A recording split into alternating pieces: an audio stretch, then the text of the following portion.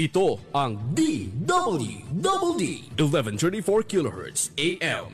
Balita, impormasyon at musika. Ito ang DWDD AFP Radio. Boses ng Kawal Pilipino. Kayo ay nakatutok sa DWDD AFP Radio.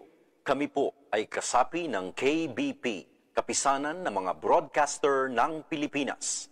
Sa dami ng mga nangyayari ngayon, sigurado ka bang tama ang lahat ng naririnig at nababasa mo? Bago ka mag-react o mag-share, think ka muna! Ang Think Ka Muna Pilipinas ay isang media and information literacy advocacy campaign ng MediaQuest kasama ang KBP at ang himpilang ito na nagpapaalala sa atin na mag-pause, mag-isip-isip at kumilos ng may alam. Dahil ang goal, isang mas informed, listo at responsableng Pilipinas. Think Ka Muna Pilipinas! Dahil sa atin magmumula ang isang mas mapanuring bansa. Ang ipinanukalang logo para sa ika-70 anibersaryo ng Sandatahang Lakas ng Pilipinas ay isang pagdiriwang ng 9 na dekada ng tapat at walang pagod nitong paglilingkod sa sambayan ng Pilipino. Isa itong makapangyarihang sagisag na sumasailalim sa patuloy na paninindigan ng AFP sa paglilingkod at pagtatanggol sa kinabukasan ng bayan. Mahigpit na pinagbubuklod ng bawat linya at hugis ng disenyo ang core values ng AFP: honor, service at patriotism.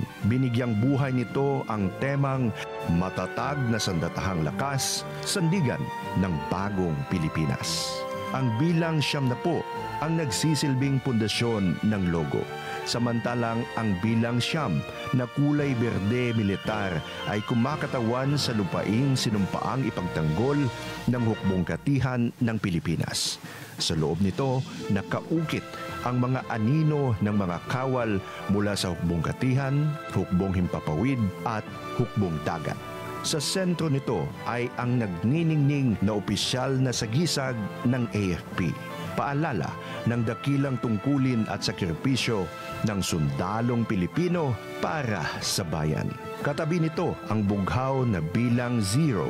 Ito ay sagisag ng karagatan at himpapawid ng ating bansa na buong giting na binabantayan ng hukbong dagat at hukbong himpapawid. Sa loob nito matatagpuan ang araw at 3 bituin ng ating watawat, sagisag ng ating kasarinlan, kalayaan at pambansang pagkakakilanlan.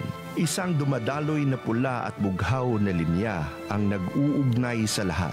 Ito ay sumasagisag sa modernisasyon at pagkakaisa ng 3 sangay ng AFP. Sa paligid ng disenyo, makikita ang mga sagisag ng lakas at kahandaan, ang eroplanong pandigma, tangke, at barkong pandigma.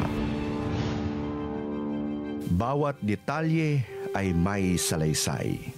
Salaysay ng katatagan, ng paglilingkod, ng transformasyon, at ng isang sandatahang lakas na patuloy na tumitindig para sa isang bagong Pilipinas.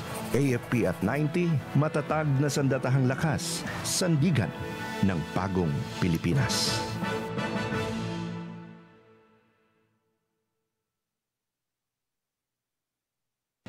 Mga katropa, alam mo ba na ang DWDD 1134 kHz AFP Radio ay ang opisyal na radio station ng Sandatahang Lakas ng Pilipinas na binubuo ng Army, Navy at Air Force na siyang maghahatid sa inyo ng mga balita mula sa ating Armed Forces at iba pang impormasyon.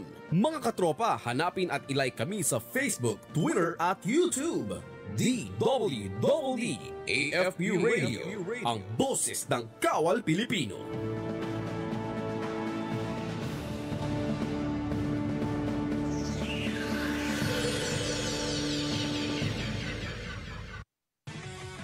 Mga katropa, para lagi kang updated sa inyong sandatahang lakas ng Pilipinas, siguraduhin naka-like at follow ka sa AFP Radio DWDD Facebook page at nakatune in sa 1134 kHz AFP DWDD. Panoorin ang weekly documentary program ng AFP Radio na Ang Inyong Kawal, Sabado alas 8 ng gabi. Simulcast po ito sa Inyong Kawal Facebook at YouTube channel. And keep up the good work. sa team. Ayan, Media and Civil Affairs Group, CRS-AFP, maraming salamat po sa inyo.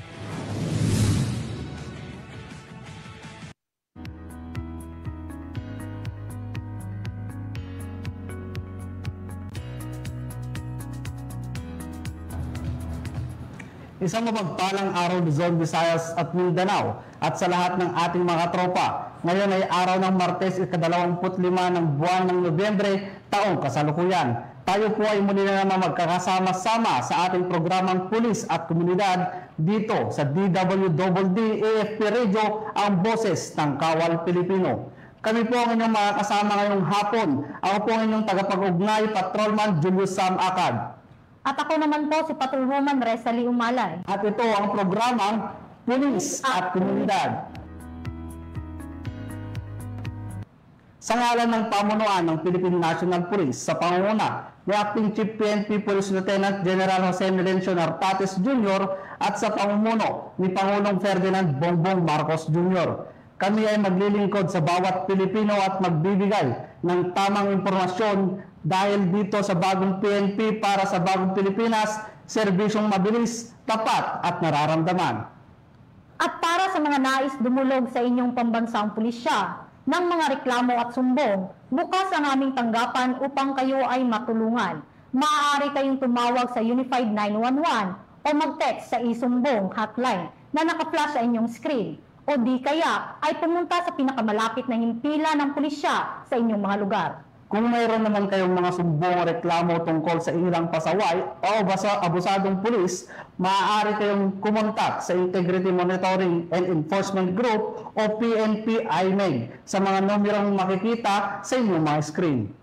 Samantala, tayo po ay nagpapasalamat sa lahat ng bumubuo ng DWDD AFP Radio. At bago po tayo magsimula, ay binabati po natin ang ating direktor ng Police Community Affairs and Development Group. Walang iba kundi si Police Brigadier General Vina Guzman. At binabati din po natin ang command group ng PICAG. Police Colonel Joel T. Serrano, DDA. Police Colonel Adonis B. Guzman, DDO. Police Colonel Joel T. Ada, CS. Sa ating unang balita, pinalakas ng PNP ang koordinasyon sa international law enforcement kasunod ang pag-aresto kay Cassandra Ong na itinuring na high-value target sa transnational crimes. Ang balitang yan ihatid ni Patrolman Don Brosas. Pinalalakas ng Philippine National Police ang koordinasyon nito sa iba't ibang international law enforcement authorities upang matunton at madakip si Cassandra Ong, ang itinuturing na pangunahing personalidad na konektado sa kontrobersyal na Philippine Offshore Gaming Operator o POGO Hub na Lucky South 99 sa Porac, Pampanga. Kumpirmado ito ni PNP Acting Chief Lieutenant General Jose Melencio Nartates Jr. na nagsabing pinalawak pa ng PNP ang pakikipag-ugnayan sa foreign law enforcement agencies upang matukoy ang eksaktong kinaroroonan ni Ong. Ayon kay Police Lieutenant General Nartates, ang hakbang na ito ay tugon sa direktiba ni Pangulong Ferdinand Bongbong Marcos Jr. sa gabay ni DILG Secretary John Vic Rimulya na paigtingin ang law enforcement actions laban sa mga illegal na POGO operations at tiyakin ang pananagutan ng mga sangkot sa human trafficking. Dagdag pa ng PNP, nakahanda silang maglunsad ng mas pinaigting na operasyon sa oras na matukay ang lokasyon ng puganteng si Ong upang tuluyang papanagutin ito sa batas.